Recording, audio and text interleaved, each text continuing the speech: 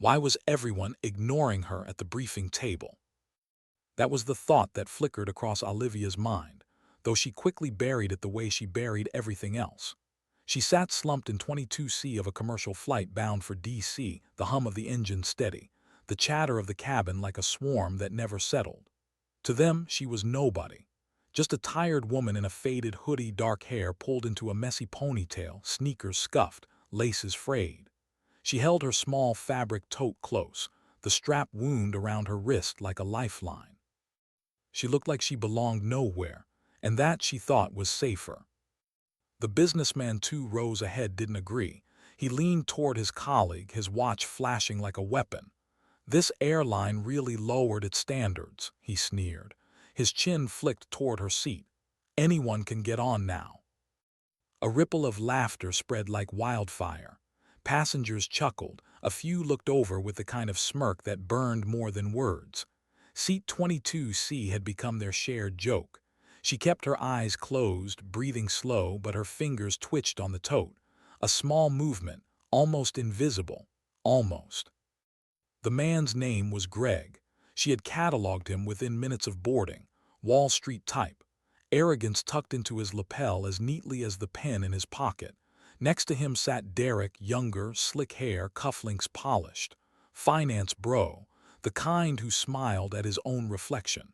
They hadn't lowered their voices. They wanted her to hear. Derek smirked, leaning close. Bet she used her last dime for that seat.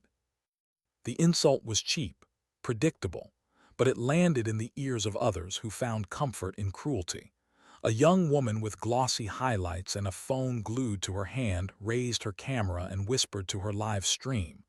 Guys, look at 22C like, does she even know where she is? Total bargain bin vibes. Her name was Kay.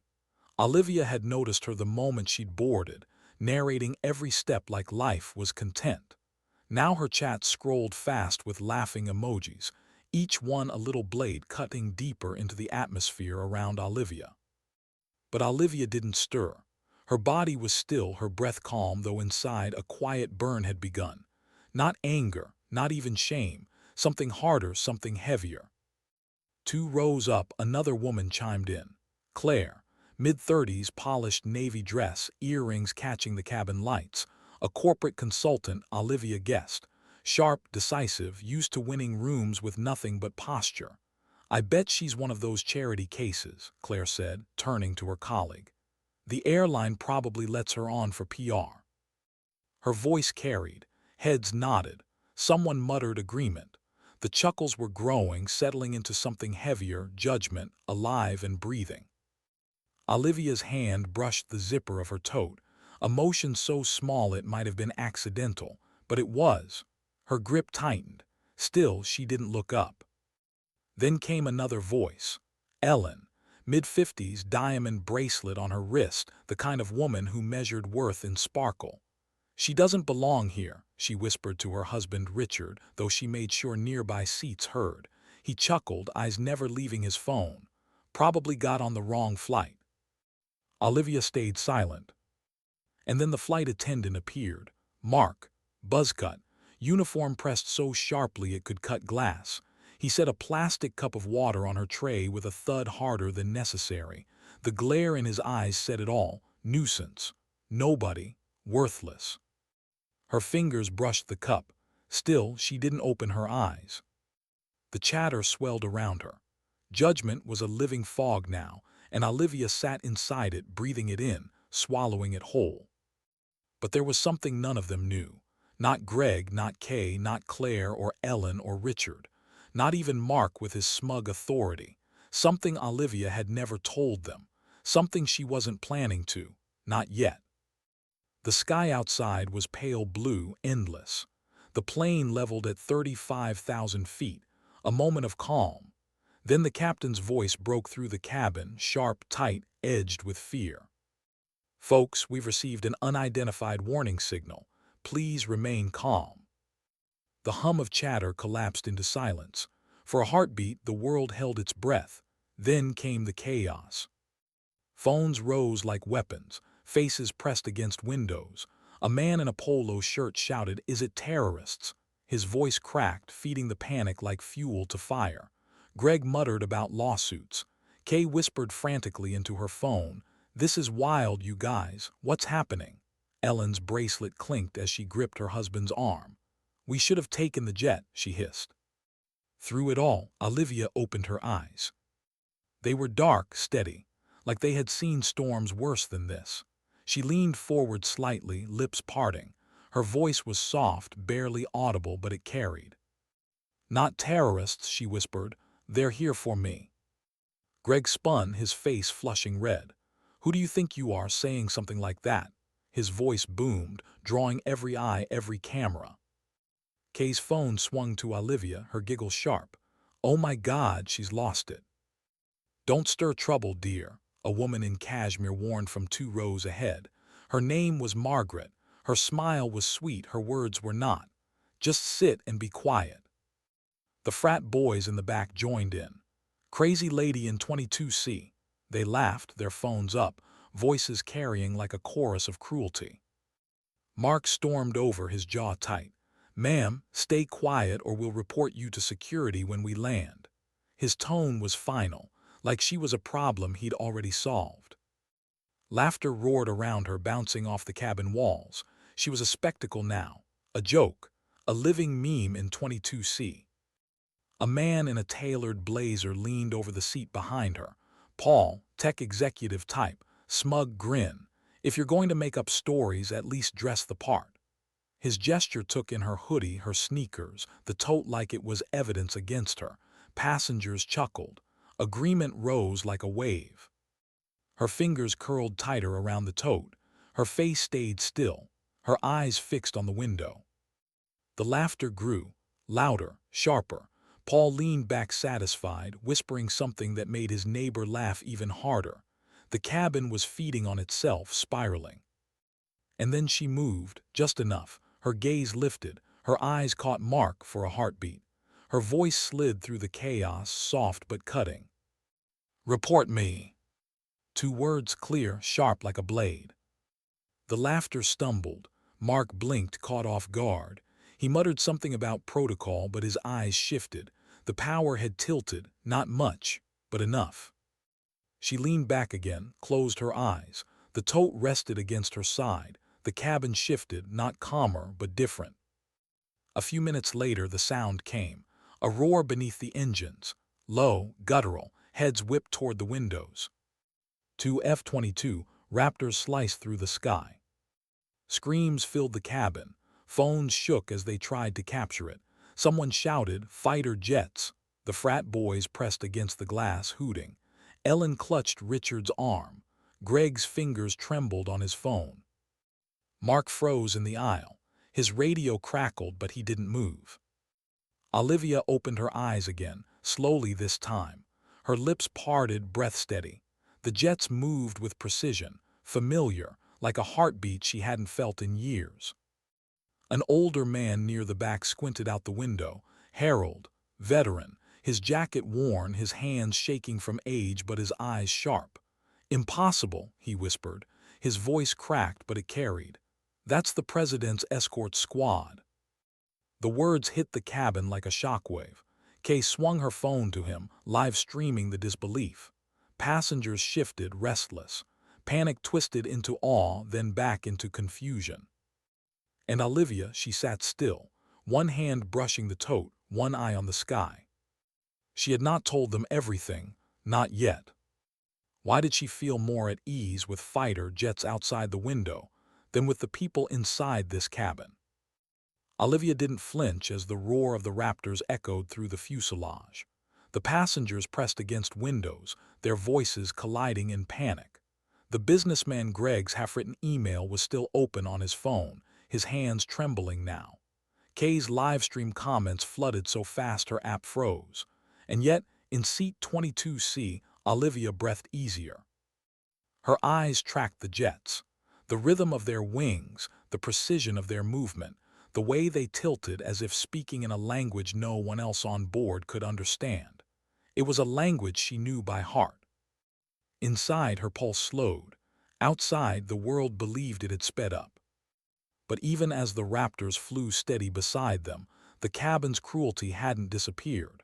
Panic had only sharpened it. Greg turned on her again. His voice was louder, almost desperate now. "Don't tell me you think those fighters are here for you." He laughed, but it was thin, brittle, the kind of laugh that masks fear. Derek joined in, his smirk faltering but still there. 22C thinks she's Top Gun, he said, his voice rising for the back rows. The frat boys howled with approval, one of them swooping his hands through the air like a child mimicking a plane. The laughter returned, not as strong as before but loud enough to sting. Mark, the flight attendant, stepped forward again, his face pale. His authority was breaking under the weight of the jets, but he clung to it anyway. "Sit down immediately," he barked. His voice was sharper this time, almost pleading.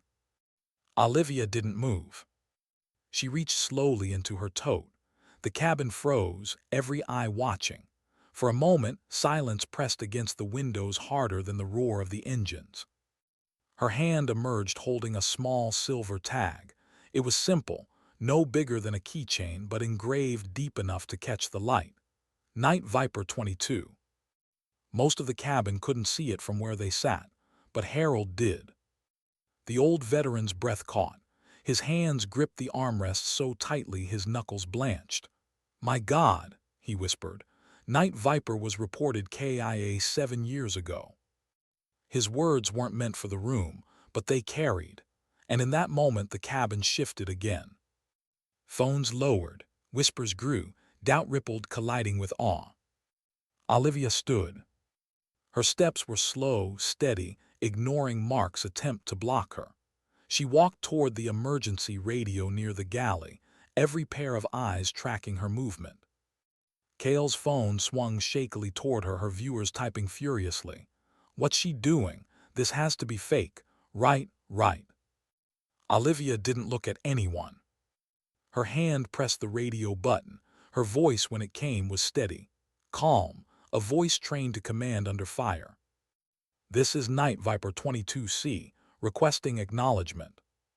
The cabin went silent. Outside, the F-22s dipped their wings in salute, a deliberate movement, sharp, controlled. The silence inside the aircraft was heavier than thunder. Phones slipped from hands, breath caught in throats. For a long second, no one dared move. Harold's voice broke first. "It's her. God help me, it's really her."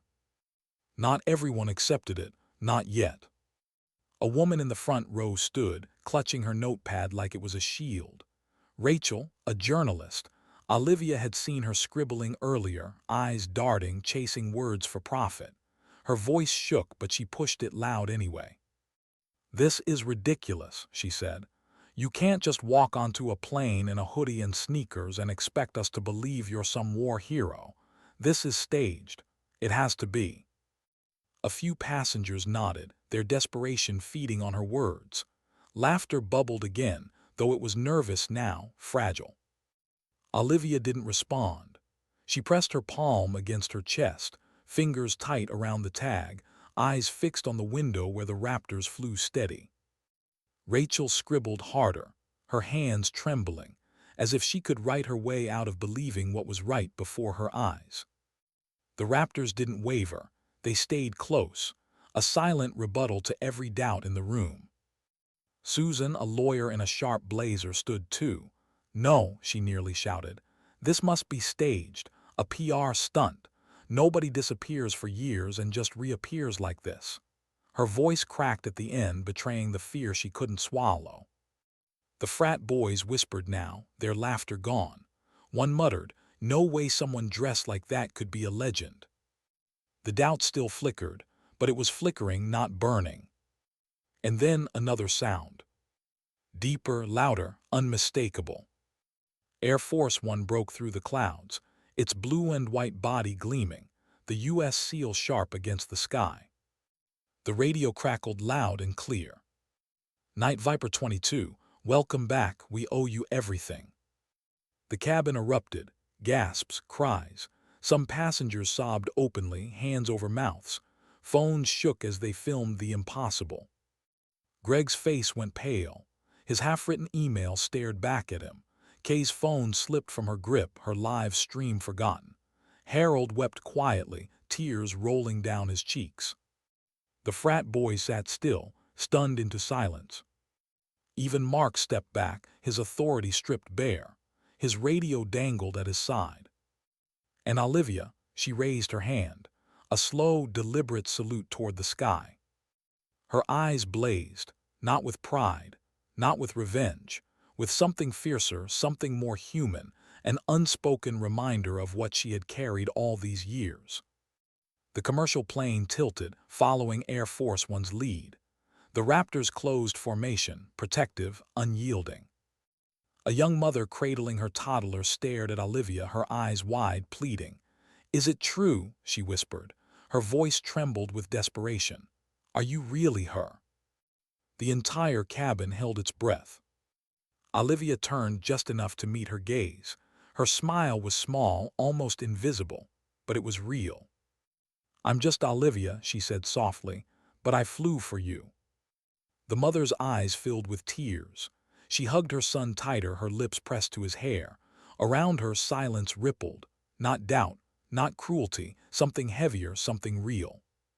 Still, not all were ready to surrender. A salesman in a polo shirt, Jeff, rose abruptly. His face was red, his voice shaking with frustration. "This doesn't add up. If you're this Night Viper, why sit here like an ordinary passenger? Why let us think?" His words cracked, breaking under their own weight.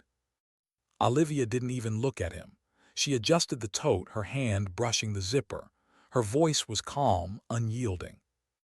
"I don't owe you my story."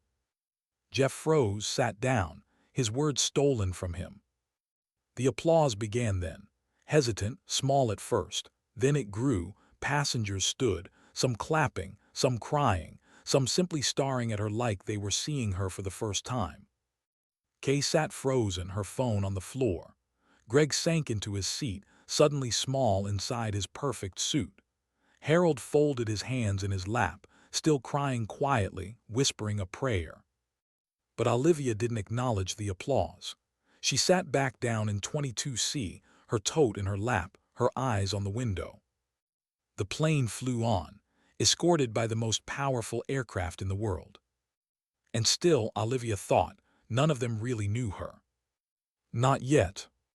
Because the truth they were glimpsing now was only a fragment, the surface of a deeper story.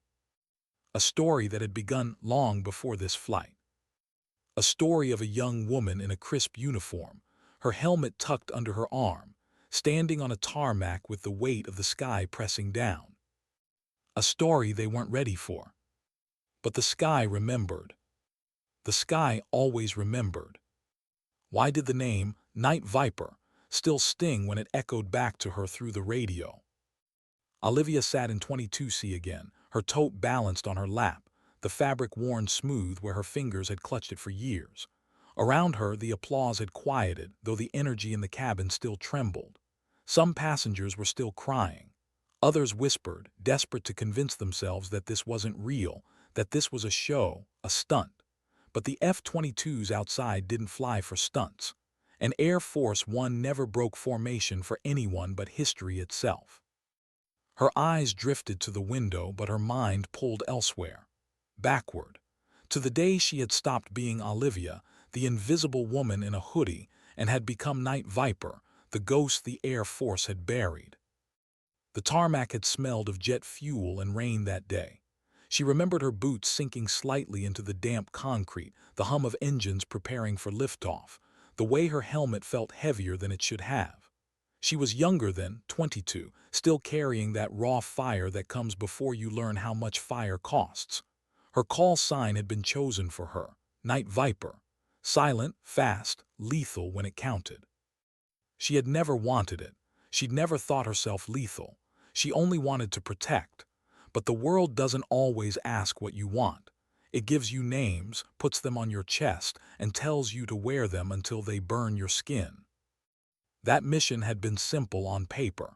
Protect Air Force One. Escort it across hostile airspace.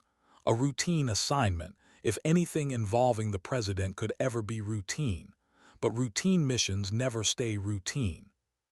The radio crackle came back in her memory, harsh and sudden. Multiple contacts inbound, unknowns closing fast. She could still hear her own voice then, calm, measured. Copy, Viper engaged. She had flown harder than she'd ever flown in her life. Clouds ripped by. Alarms screamed in her cockpit. And somewhere in the chaos she had made a choice. A choice that had left her jet torn apart, flames licking the edges of her vision, her heartbeat louder than the explosions outside. She had taken a hit meant for the plane she guarded, for the people inside, for the country that had trusted her wings. The world thought she never walked away from that cockpit. They'd written the obituary, carved her into stone, tucked her into the silence of history. But she had walked away, barely, scarred in ways no one could see. She let them believe she was gone because it was easier. Easier than living as the ghost they expected her to be. Easier than carrying medals that clinked too loudly against the silence of what she'd lost. On the plane now, she exhaled slowly, her eyes tracing the sky outside. The cabin, though quieter, still wasn't settled. Rachel, the journalist, scribbled furiously, muttering under her breath. Susan, the lawyer, paced the aisle in agitation, and Jeff, the salesman, sat stiff in his seat, his eyes darting toward her with the restless anger of a man who hated silence more than truth. It was Kay's voice that broke the uneasy calm. "I was live streaming all of this," she said suddenly, louder than necessary. Her phone trembled in her hands. "Millions of people are watching right now. They think it's fake. They're calling me a liar. You can't just sit there and not explain yourself." Her voice cracked. The confidence of an influencer was gone, replaced by the desperate cry of someone whose image was shattering in real time. Olivia didn't answer. Her silence was heavier than words, and Kay wilted beneath it. She sank back into her seat, clutching her phone like it could still save her. From across the aisle, Harold spoke again. His voice was softer now, but it carried. "I remember your flight. I was retired already, but I read every report. You took the hit for Air Force One." His hands shook as he adjusted his glasses. We thought we lost you." Olivia turned just enough to glance at him.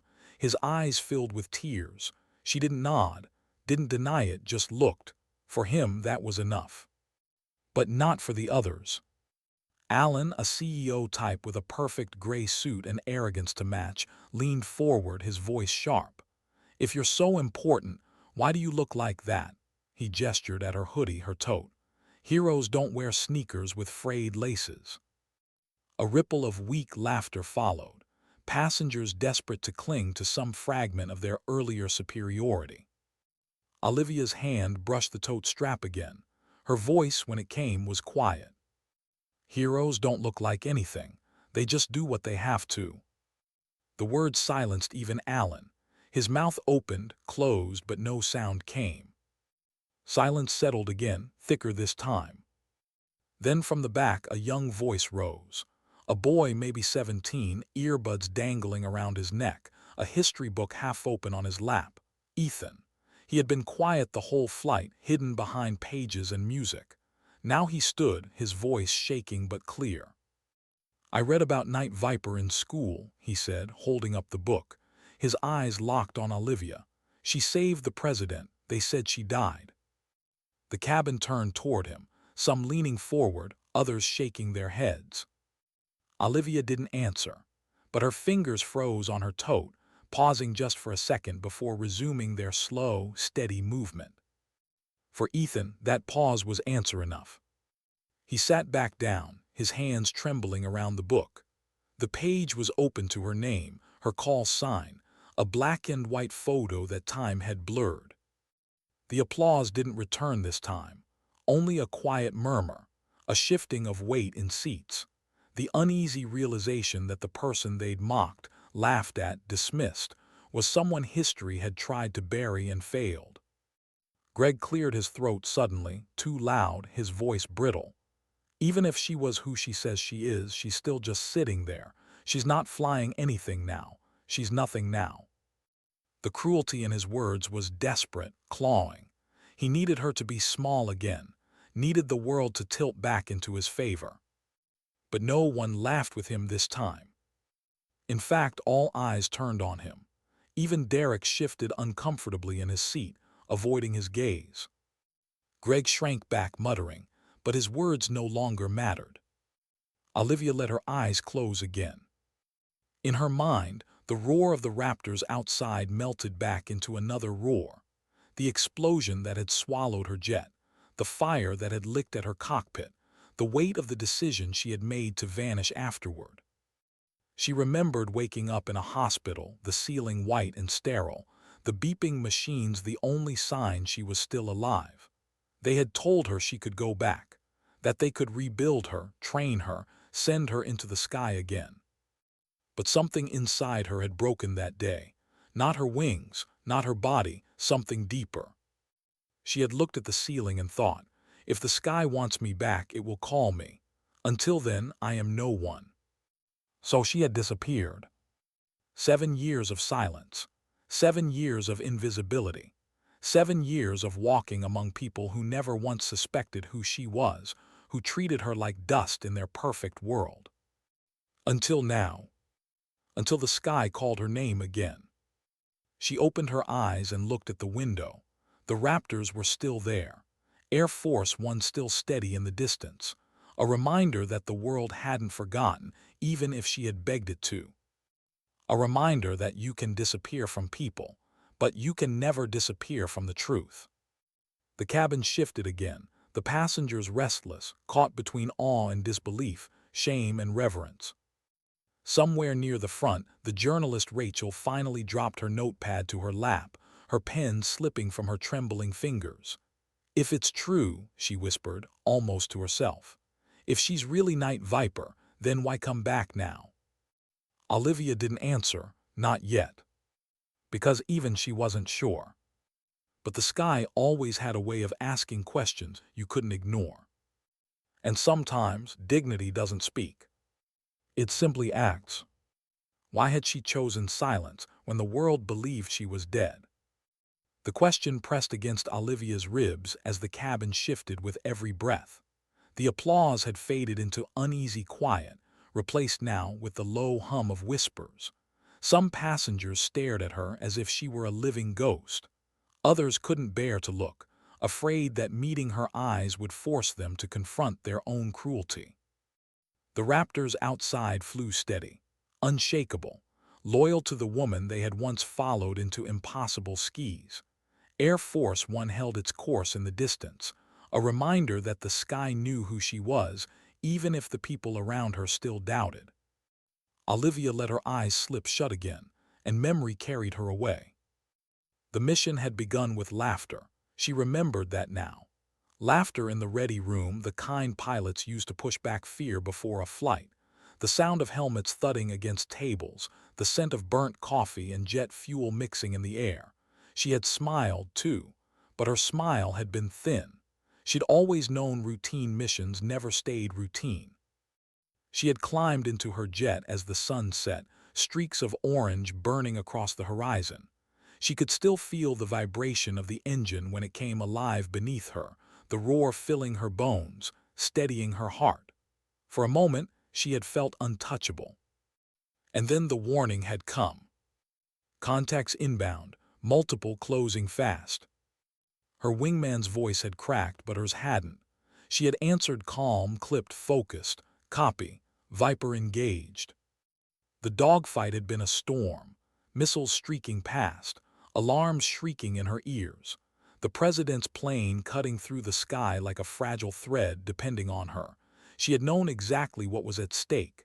She had known there was no room for fear. She remembered the choice. One missile locked on, its path cutting toward Air Force One. Her wingman shouted warnings, frantic. She could have turned. She could have saved herself. But she didn't. She rolled her jet into the path, firing chaff too late, the explosion swallowing her world in white fire. The cockpit had torn around her. Her body slammed forward. The world tilted, broke. When she opened her eyes, there had been silence. A field hospital, white walls, tubes in her arms. strangers staring down at her like she was both miracle and ruin. "You saved him," a medic whispered. "You saved them all, but you're done. You'll never fly again." She had turned her face to the wall. She hadn't cried, not then, not for years. And when the Air Force filed the report, Night Viper 22, KIA, she hadn't corrected them. She let them bury her in papers and ceremonies. She let the world grieve a version of her that no longer existed. Because what remained didn't feel like her anymore. She chose silence. She chose invisibility. She chose to walk away, hoodie pulled over her face, tote hanging from her shoulder, sneakers carrying her through years of anonymity. If she couldn't fly, she didn't want to be seen. Her eyes open now, pulled back into the cabin. The hum of whispers lingered. Faces stared at her still, some wide with awe, some tight with resentment. Greg broke the silence first, his arrogance cracked but not gone. "So what?"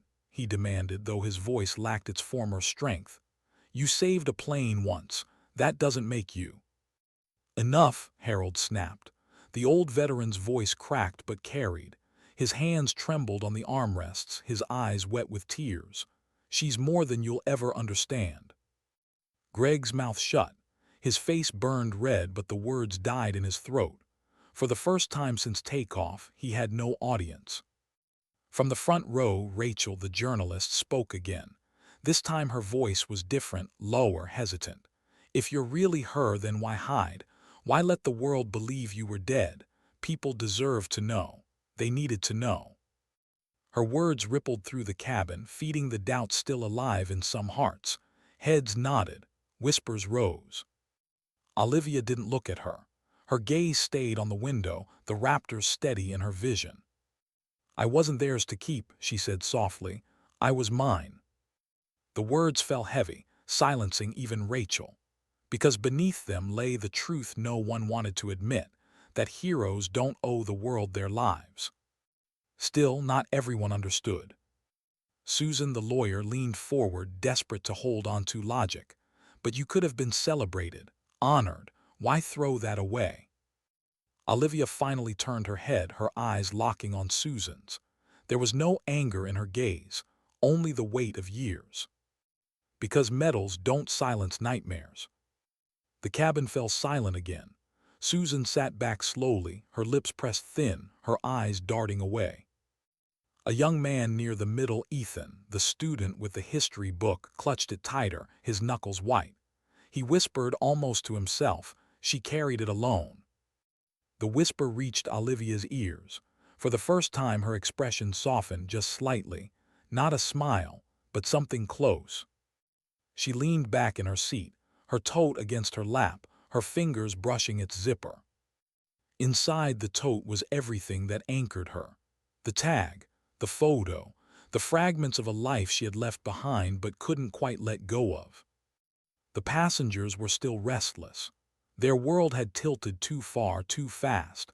Doubt clung to them even as awe grew heavier. They shifted in their seats, glancing at her, then away, as if her presence forced them to confront not just her truth but their own fragility. It was Vanessa, the woman in the red coat, who spoke next. Her voice was sharp, meant to cut.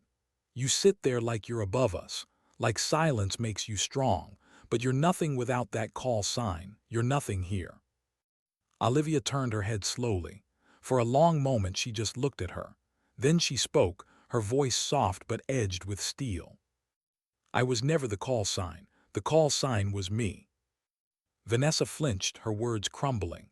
She looked down, fumbling with her mirror, suddenly small in her expensive coat. The silence stretched again, heavy, uncomfortable. And then outside the window, Air Force One tilted its wings, a gesture of recognition, of respect. The Raptors followed suit, their formation flawless.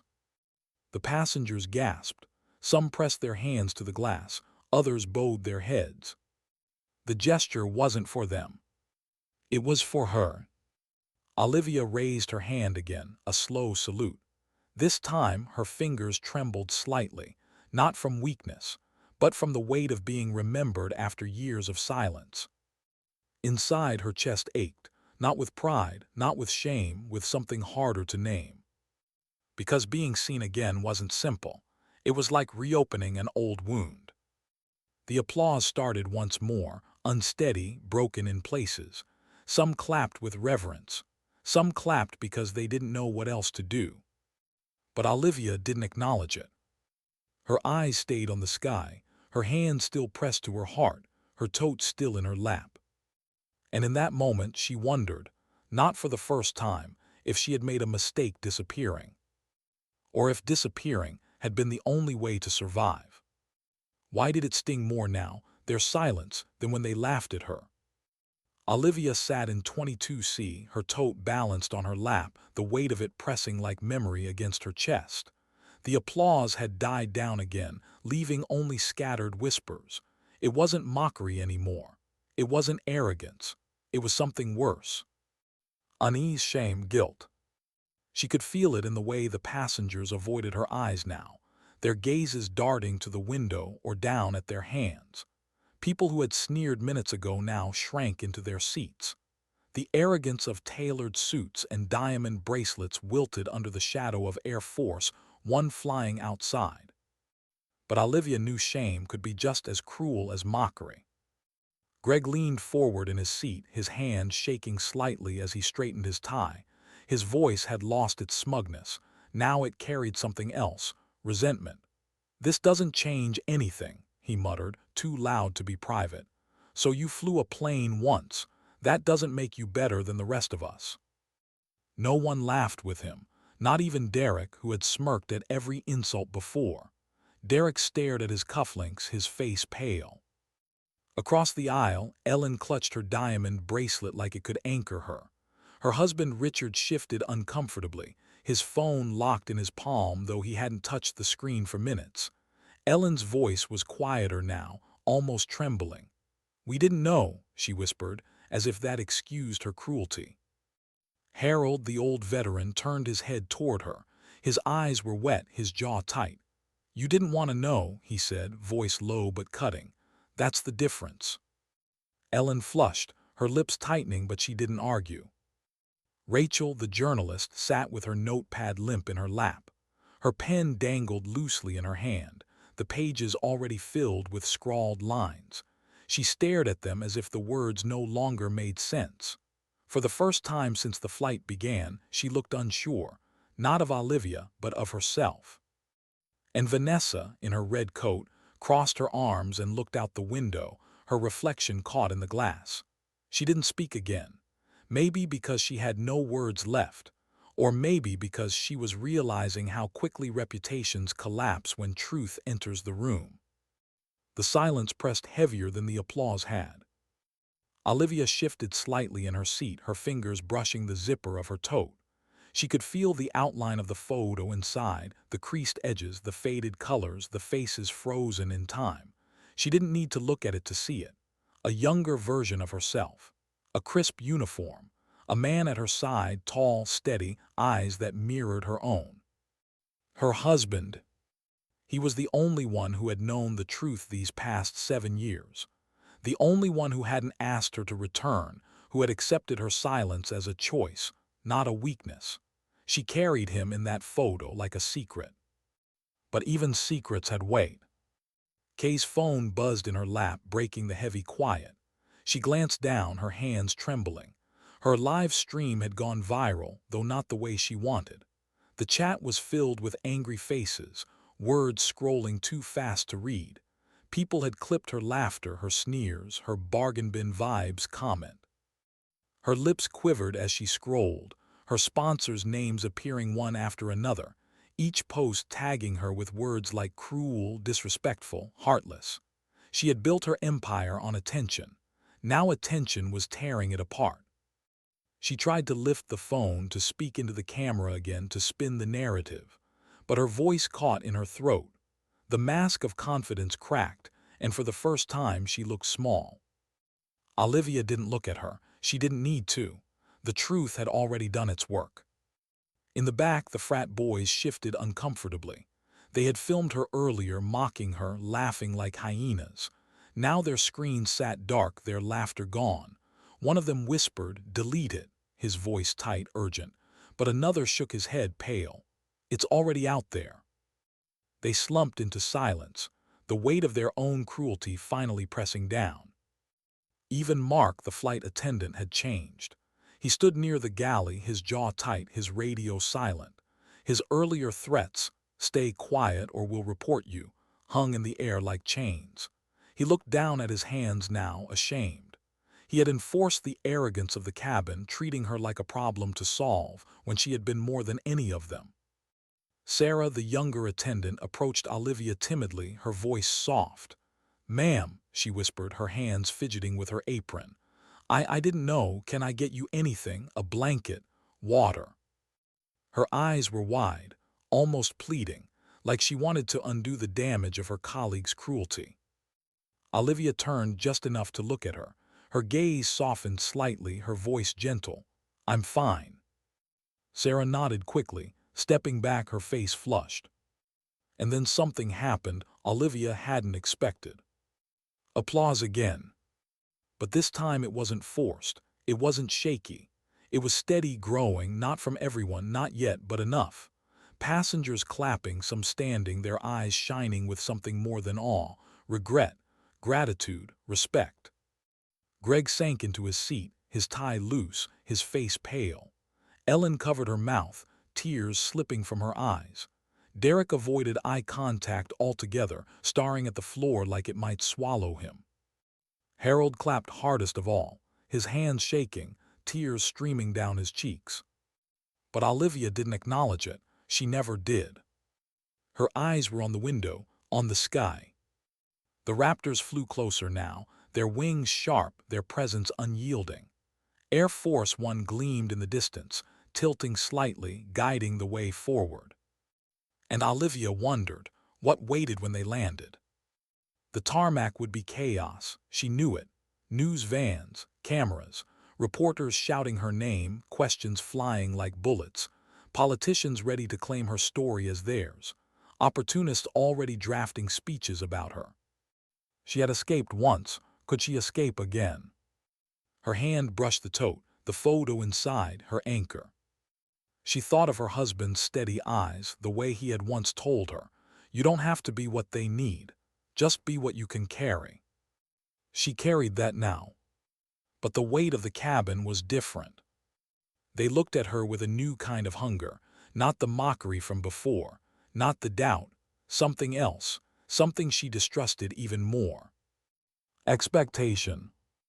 As if her presence had to redeem them, as if her truth could wash away their cruelty. She turned her gaze back to the window, her face calm, her breathing even. She would not be their redemption. She had carried enough. The engines hummed steady, the cabin heavy with silence and shifting guilt.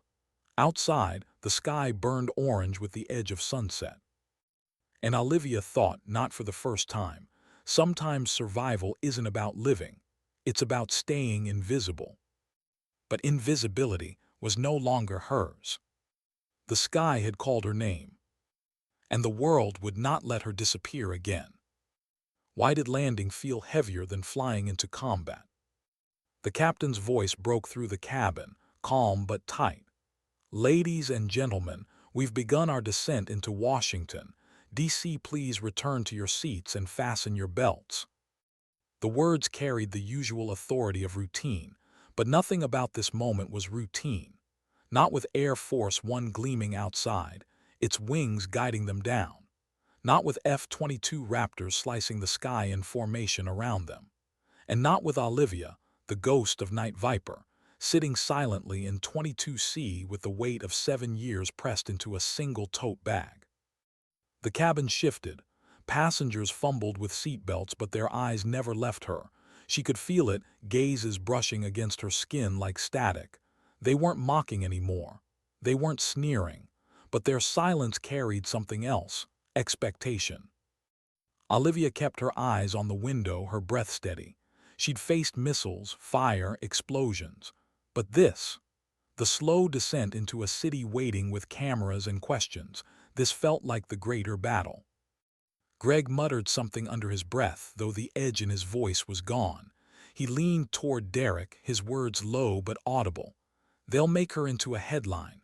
Watch, she'll be everywhere tomorrow." Derek didn't answer. His cufflinks glinted as he rubbed his hands together, restless. He had mocked her before, but now his silence said enough. He didn't dare add to the weight already crushing the air. Across the aisle, Ellen clutched her bracelet again. She whispered to Richard, "We'll see her on the news tonight." Her tone was softer now, but Olivia could hear the undertone. Not all. Fear. Fear of being caught on camera as the woman who had mocked a hero. Richard didn't respond. He kept his eyes on his phone, though the screen was black. Rachel, the journalist, pressed her notepad against her lap. She had stopped writing. Her pen hung useless, her earlier certainty gone. She stared at Olivia with a look Olivia knew too well, the hunger for a story colliding with the shame of knowing she had misjudged her subject. Kay sat rigid, her phone buzzing endlessly. Notifications scrolled faster than she could read. Her own voice, mocking and cruel, was already being clipped, posted, shared. Her empire crumbling in real time. Her lips moved silently, maybe rehearsing an apology. But no apology would erase what millions had seen live. The frat boys slouched, eyes darting anywhere but toward her. They thought their cruelty would vanish into the noise of the internet. Now they knew it wouldn't, not when the world was watching. Even Mark, the flight attendant who had slammed a cup onto her tray and threatened to report her, avoided her eyes. His hands fidgeted with his radio, his jaw tight, the confidence in his posture gone. He'd built his authority on her silence, but her silence had outlasted him. Only Harold, the veteran, watched her openly. His eyes were wet, but his stare was steady, full of a respect Olivia both welcomed and feared. She had spent years running from being seen. His gaze reminded her she wasn't invisible anymore. The plane tilted slightly, engines humming as it cut through lower air. The ground drew closer. The descent felt endless. Olivia's fingers brushed the zipper of her tote again. Inside, the photo waited. She could almost feel its edges beneath her skin. Her husband's eyes, steady and unyielding, were with her even here, even now. He would be waiting on the ground. She knew it. She didn't need confirmation. But she wasn't sure. She was ready to meet the world again at his side. The cabin shook slightly as turbulence rippled through. Gasps rose. A woman clutched her child tighter, her knuckles white. Sophie, the restless teenager, tugged at her earbuds and blurted out, "Why does everyone keep staring at her? She's just a person." Her mother, Linda, hushed her quickly, her voice tight. "Not just a person, honey, not her." Olivia turned her head slightly, meeting Sophie's impatient eyes. For a moment they held each other's gaze.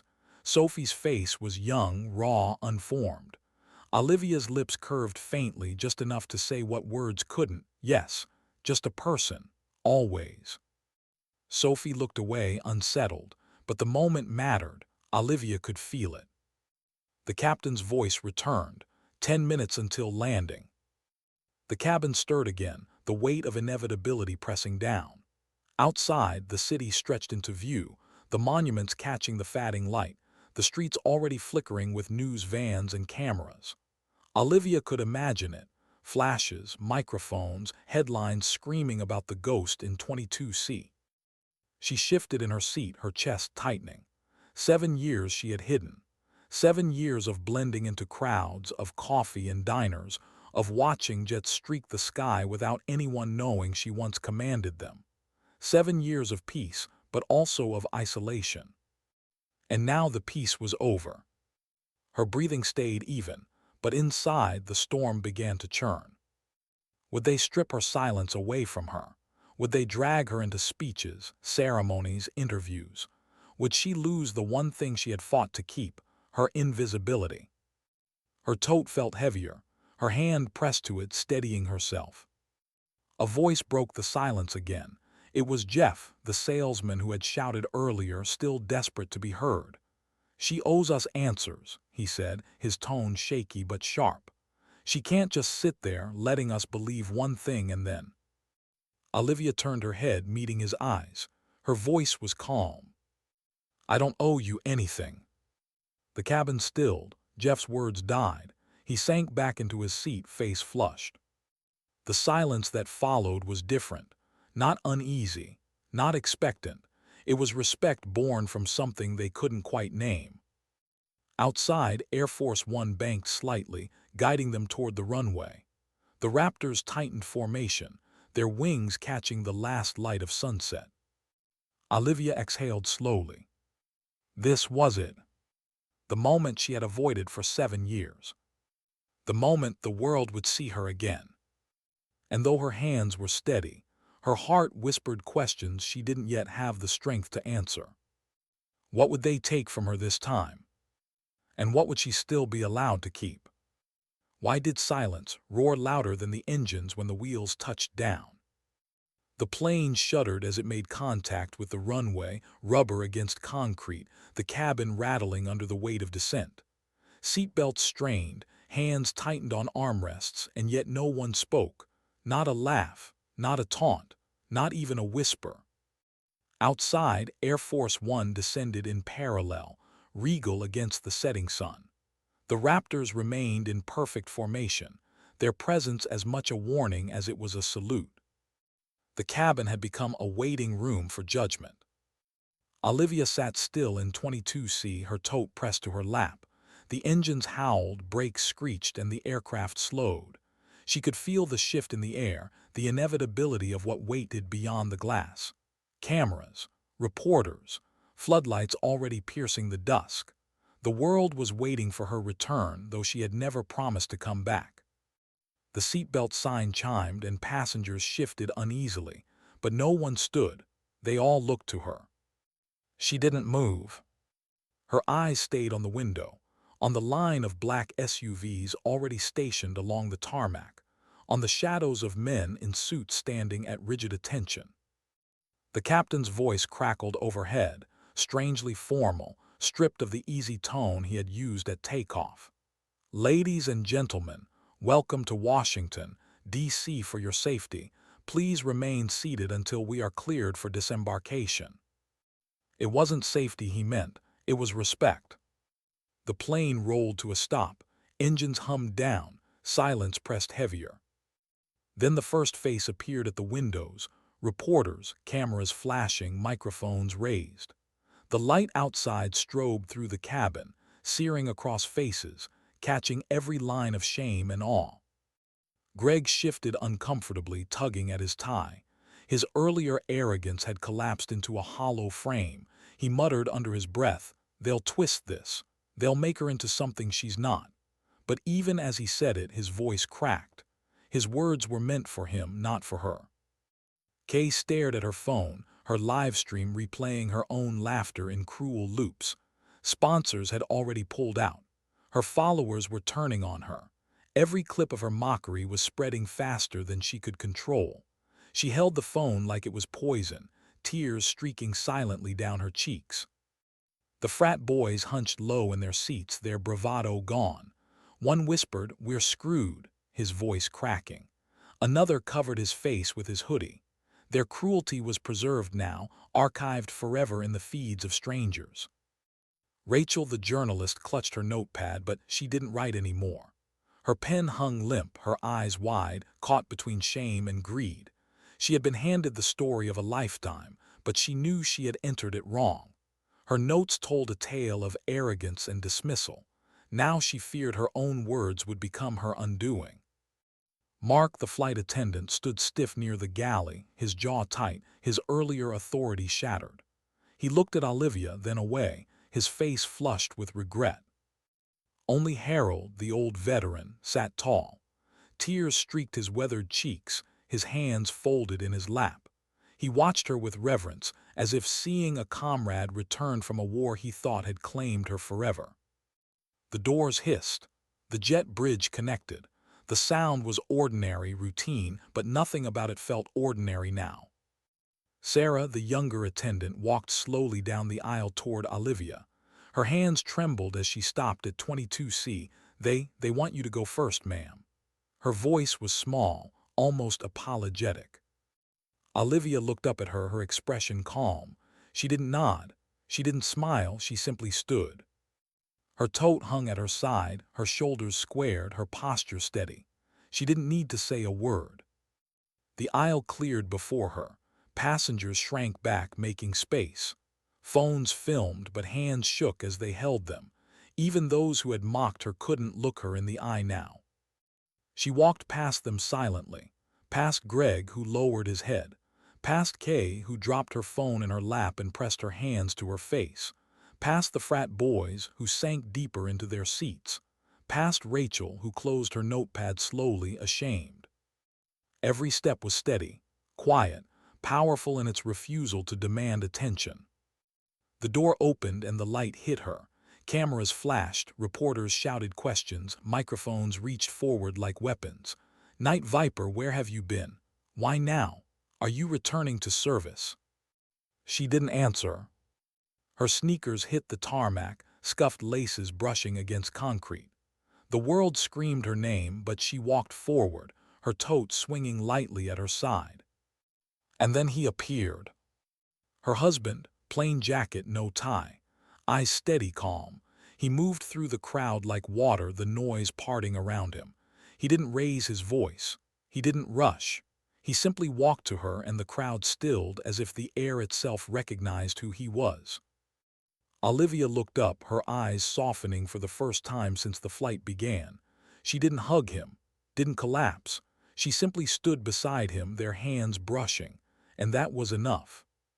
The crowd pressed harder, reporters shouted louder, security moved closer, but Olivia didn't flinch. A security guard, broad-shouldered, his name tag reading Mike, approached, his face tense but respectful. "Ma'am," he said, his voice low, "we've got a car waiting, orders from the top." He gestured to the black SUV, its windows tinted, its driver standing at rigid attention. Olivia nodded once. She didn't rush. She didn't falter. She walked with her husband at her side, the tote still slung over her shoulder, the weight of the world pressing but never breaking her stride. The cameras flashed, reporters shouted, the crowd strained, but her silence spoke louder than any headline.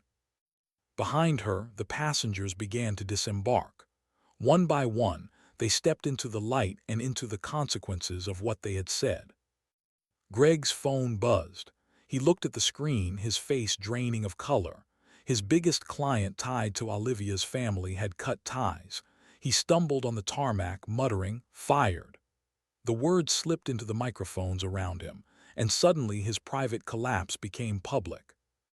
Kay's livestream replayed across news stations within minutes. Her sponsorships were gone. Her comment sections filled with condemnation. She walked past reporters with her head down, her mask of confidence shattered. The frat boys had their videos ripped and shared, their fraternity's social media suspended, alumni furious. They deleted the clips, but it was too late. The world had already seen. Rachel, the journalist, tried to speak to a camera, but the words tangled in her throat. Her notepad, filled with mockery, was captured by photographers. The story she had tried to shape became evidence of her arrogance. Mark was whispered about in airline circles before he even left the tarmac. The attendant who had threatened a hero. His reassignment would be quiet but permanent. Vanessa, the woman in red, had her PR firm issue a statement distancing themselves. Her coat still shone in the lights, but her reputation dimmed in the shadows of her words. Consequences fell like rain, not dramatic, not cinematic, just inevitable. Olivia didn't see any of it. She was already in the SUV, the door closing softly behind her. The crowd outside still screamed. The cameras still flashed. Headlines already filled screens across the world. But inside the car it was quiet. Her husband's hand brushed hers, steady, warm. She leaned back, her tote in her lap, her eyes closing for the first time since the flight began. She had walked through their laughter, their mockery, their judgment. She hadn't raised her voice. She hadn't fought back. She hadn't needed to. Because sometimes dignity doesn't speak. It simply acts. Why did the world always demand more from those who had already given everything? The SUV moved silently through the night streets of D.C., its tinted windows shielding Olivia from the storm she had left behind on the tarmac. Flashbulbs still chased in the distance, reporters shouting questions into microphones that no one inside the car could hear. But in here, in this quiet cocoon of leather seats and muted hums, the world finally fell silent. Olivia sat with her tote across her lap, her husband beside her. His presence was a steady anchor, the only thing keeping her from drifting back into the storm of memory. His hand brushed hers again, no words exchanged. None needed. She leaned her head back against the seat. The city lights streaked across her face, fragments of gold and shadow. It felt surreal. For years she had been invisible, a ghost. A woman who ordered black coffee in diners and walked unnoticed through airports, her name buried beneath KIA in Air Force records. Now, in one flight, invisibility had been stripped away. The weight of recognition pressed against her chest. Not the applause of strangers, not the tears of passengers, not even the salute from Air Force One. It was heavier than all of that. It was the knowledge that silence had been her survival, and now survival might demand something else. Her husband finally spoke, his voice low. "You don't have to go back." The words broke through her thoughts like a light through fog.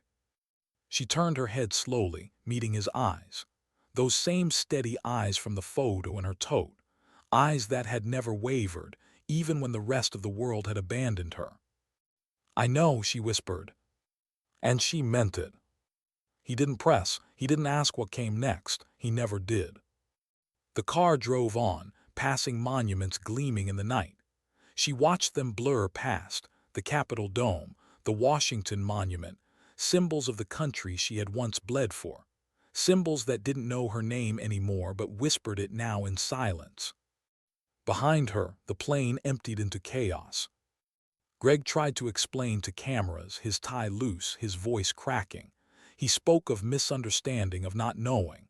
But the microphones weren't kind. His arrogance had been recorded, his words preserved.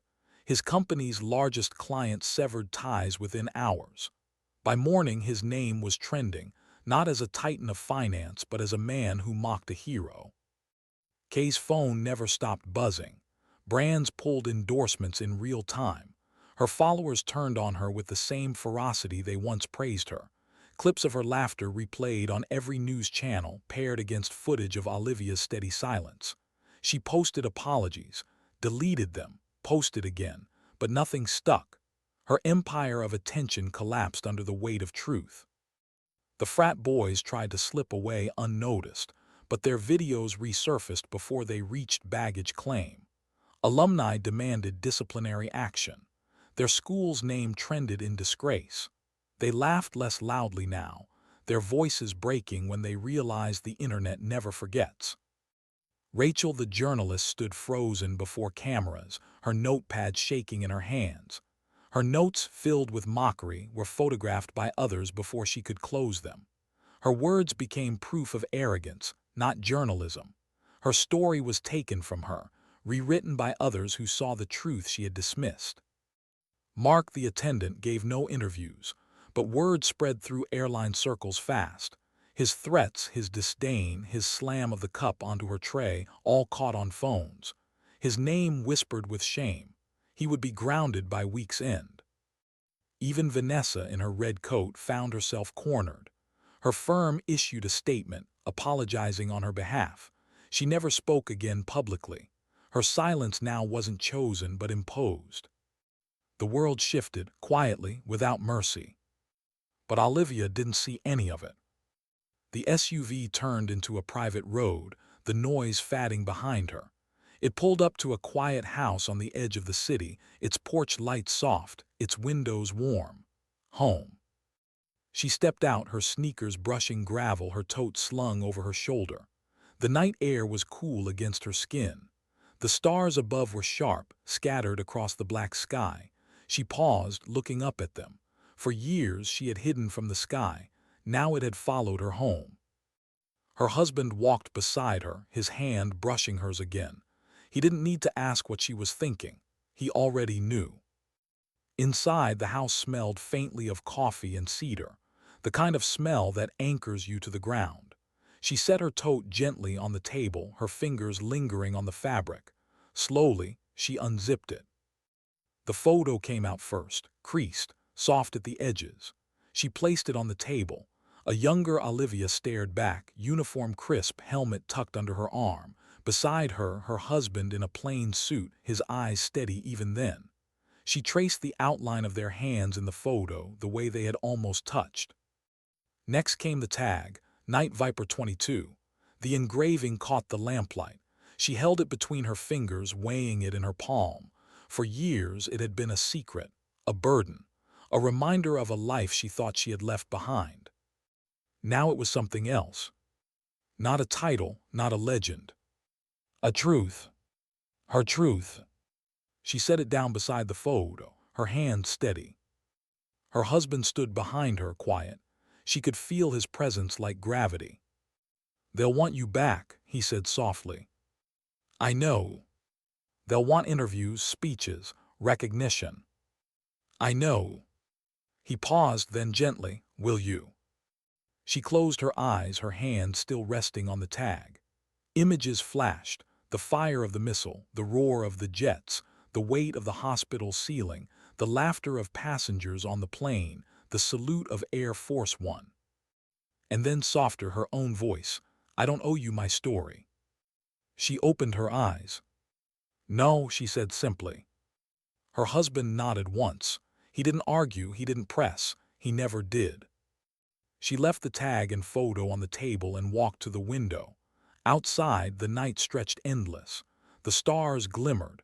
Somewhere in the distance, she could still hear the faint hum of jets.